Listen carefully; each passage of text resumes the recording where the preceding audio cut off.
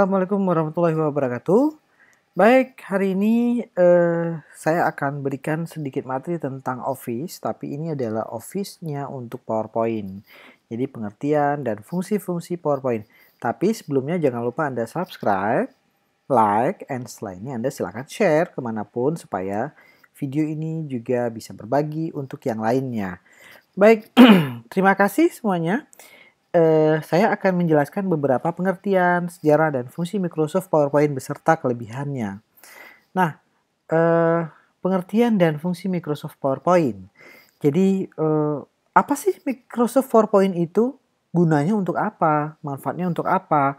Mungkin orang yang masih awam dengan aplikasi ini banyak sekali bertanya-tanya bagaimana sih cara bikinnya, bagaimana sih cara buatnya, apa sih PowerPoint itu, dan sebagainya. Nah, pertanyaan ini sering sekali muncul pada orang-orang yang awam, tapi mungkin bagi Anda yang sudah memahami, mengenal, mungkin kita akan coba lihat lebih dalam apa sih sebenarnya Microsoft PowerPoint ini. Nah, pengertian Microsoft PowerPoint adalah sebuah program aplikasi Microsoft Office yang berguna sebagai media presentasi dengan menggunakan beberapa slide. Jadi kita gunakan untuk mempresentasi supaya orang bisa melihat apa sih hasil karya kita, apa sih hasil yang akan kita tampilkan di dalam slide. Nah, aplikasi ini sangat digemari dan banyak sekali digunakan dalam berbagai kalangan. Baik itu pelajar, perkantoran, bisnis, pendidik, bahkan si trainer sendiri menggunakan aplikasi ini. Nah, kehadiran PowerPoint adalah sebuah presentasi berjalan lebih mudah dengan mendukung fitur yang sangat menarik dan canggih. Nah, fitur atau template desain ini akan mempercantik sebuah presentasi PowerPoint Anda. Nah, ada beberapa fungsi dan kegunaan Microsoft PowerPoint. Yang pertama adalah sarana untuk mempermudah sebuah presentasi. Jadi kalau Anda memberikan materi supaya orangnya nggak ngantuk, bikinlah presentasi yang sebaik mungkin, animasi yang menarik, dan sebagainya. Sehingga orang melihat Anda itu, sebenarnya lihat Anda itu bosen loh. Tapi dengan adanya slide, dengan adanya hal yang lain, sehingga membuat tampilan itu lebih menarik dan orang juga mau mendengarnya. Nah, yang kedua, membuat sebuah presentasi berbentuk soft copy sehingga dapat diakses oleh berbagai perangkat komputer bahkan juga berbagai media ataupun device yang bisa digunakan oleh semua orang. Nah, yang ketiga, membuat presentasi dalam bentuk slide yang menarik dan cantik dengan mendukung fitur audio, video, gambar, animasi, serta template dan desain yang kita pergunakan. Yang keempat, mempermudah dalam membuat, mengatur, dan mencetak berbagai slide ya. Nah, baik, saya juga setelah menjelaskan ini mau cerita sedikit tentang sejarah Microsoft PowerPoint. Jadi program ini banyak sekali digunakan di berbagai presentasi, di berbagai event, di berbagai trainer dan sebagainya. Dan dokumen ini digunakan sebagai program yang dikembangkan. Jadi pengembangan pertama sekali dikembangin oleh si Dennis Austin dan Thomas Rudkin. Keduanya adalah pekerja dari perusahaan ForeTalk, ya. Dan awalnya program unggulan Microsoft ini diperkenalkan dengan nama MS PowerPoint, melainkan presenter. Jadi bukan MS Point, orang kenalnya presenter. Ya, kalau Anda menggunakan pengguna Mac, itu ada juga Anda bisa pakai dengan Keynote ya dan sebagainya. Dan presenter ini karena terjadi masalah merek, dagang, dan sebagainya, akhirnya program ini menggunakan namanya adalah MS PowerPoint. Dan pergantian nama ini dilakukan pada tahun 1987 atas saran Robert Gaukin. Rupanya inovasi dari dua orang ini bisa menarik si Microsoft untuk membeli perusahaan di mana Dennis dan Thomas bernaung. Akhirnya dengan uang 14 juta dolar, akhirnya ForeTalk resmi dibeli oleh Microsoft. Dan bisnis ini adalah bisnis grafis saat itu. Dan ForeTalk menjadi salah satu unit bisnis yang terus dikembangkan dalam sejumlah software-software dan program-program menarik. Dan ini tidak sampai di situ saja. Tahun 1990 dirilislah pertama sekali ketika munculnya Windows 3.0. Pada saat itu MS PowerPoint belum canggih semudah sekarang dan tidak semua orang bisa menggunakannya. Tapi saat ini hanya memiliki fitur ya ke slide berikutnya dan sebagainya. Nah, Perkembangan zaman terus sampai inovator menggarap PowerPoint ini tidak henti melakukan sebuah perubahan. Nah, hal ini terjadilah keluarnya PowerPoint 97 yang ditambahkan dengan fitur transisi untuk membuat hasil presentasi yang baik. Tidak hanya itu saja, Anda juga dapat mengatur waktu dari slide ke slide. Ada timingnya. Ya, seiring majunya perkembangan teknologi terus dan berkembang terus sampai munculnya PowerPoint 2007. Versi ini telah menggunakan jenis interface ribbon. Yang lebih menarik adalah efisiensi bagi para pengguna. Sebagai tambahan informasi, Microsoft juga melakukan pengembangan produk. Jadi kalau orang mau presentasi tapi nggak tahu mau ngomong apa, tinggal dibuat tulisan di bawahnya, ribbonnya. Jadi kita baca tulisannya, tapi orang tidak akan melihat kita membaca tulisannya, tetapi kita melihat slide-nya.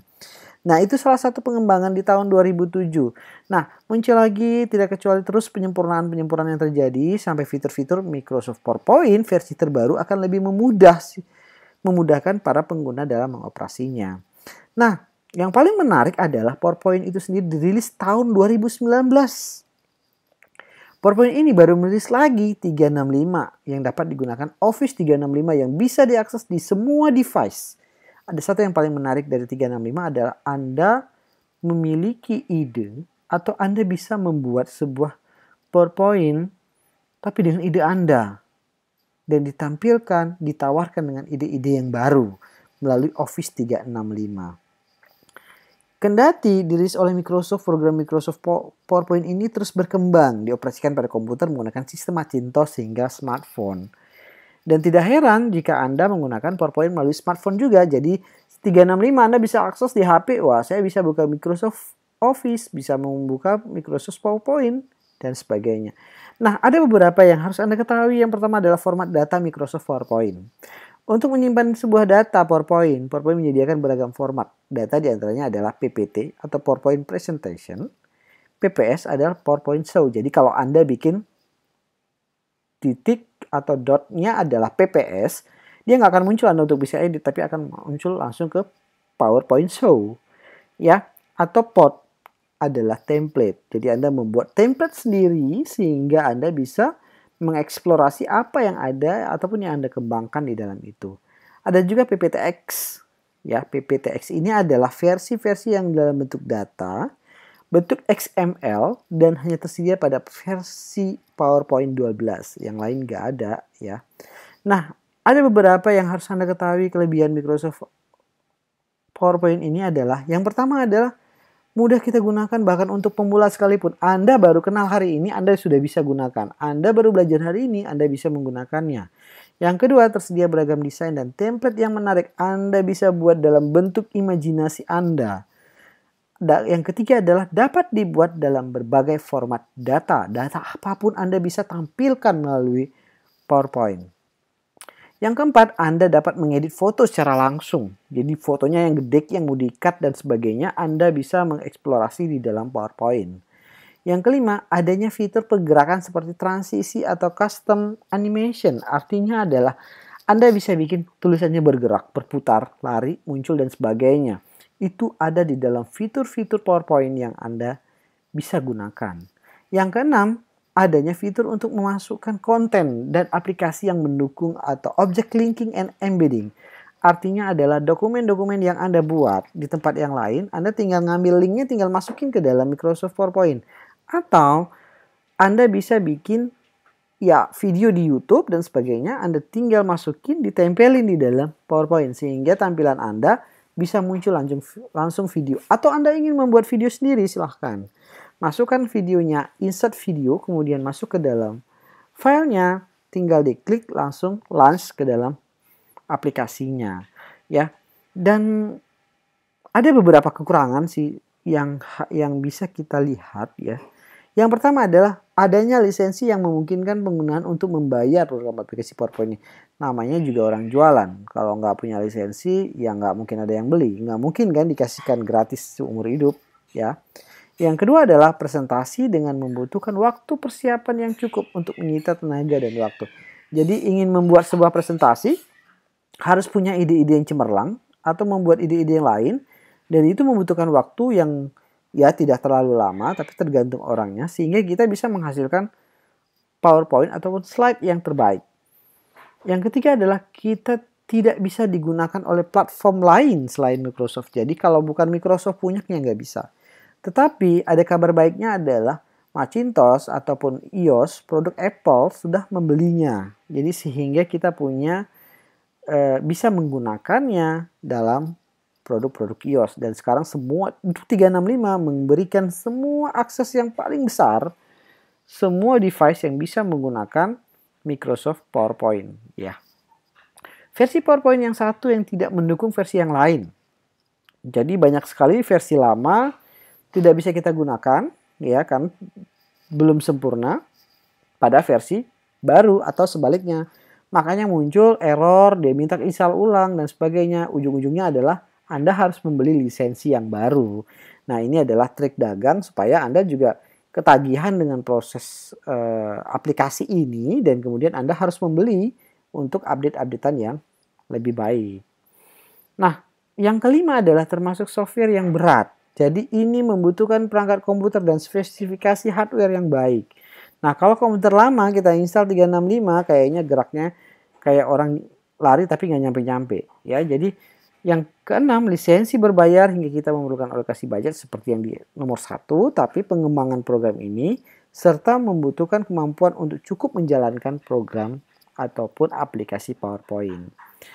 Nah, kendati itu, manfaat PowerPoint ini adalah termasuk salah satu mempermudah, mempresentasikan, menampilkan sebuah dokumen, ternyata juga memiliki manfaat-manfaat lain. Yang pertama adalah membuat Anda meningkatkan kepercayaan diri. Jadi kalau Anda ngomong doang, kemudian Anda punya slide, Anda juga bingung nih selanjutnya nextnya apa. Jadi bisa membuat kepercayaan diri Anda sehingga Anda bisa lebih up, ya. Dan ini adalah dilansir juga di halaman resmi milik Office PowerPoint yang memang dibuat khusus untuk kita memiliki kepercayaan diri yang lebih, ya. Jadi terutama dalam menjelaskan setiap hasil pada slide dan juga menggunakan fitur presenter view yang sudah ditanamkan di dalam PowerPoint versi 2016 dan terbaru, dan juga menguasai bahan-bahan yang disampaikan kepada si audiens.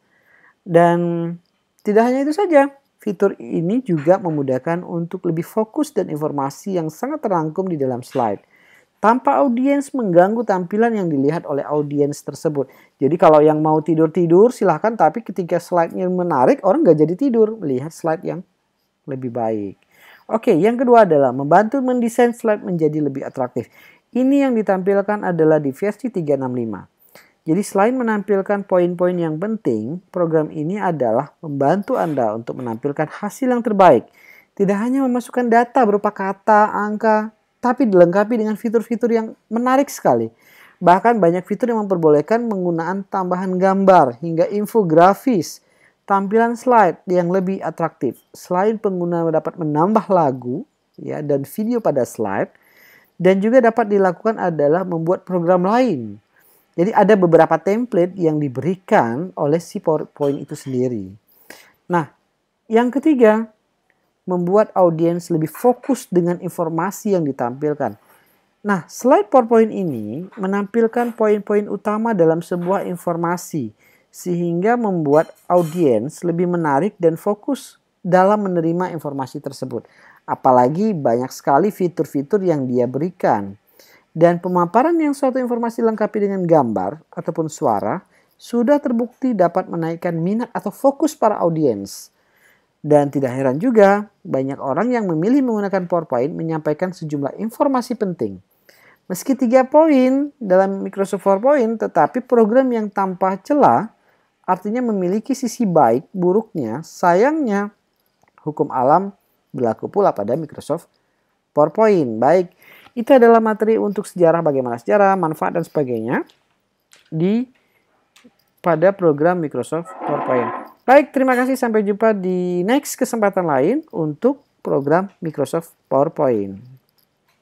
Assalamualaikum warahmatullahi wabarakatuh.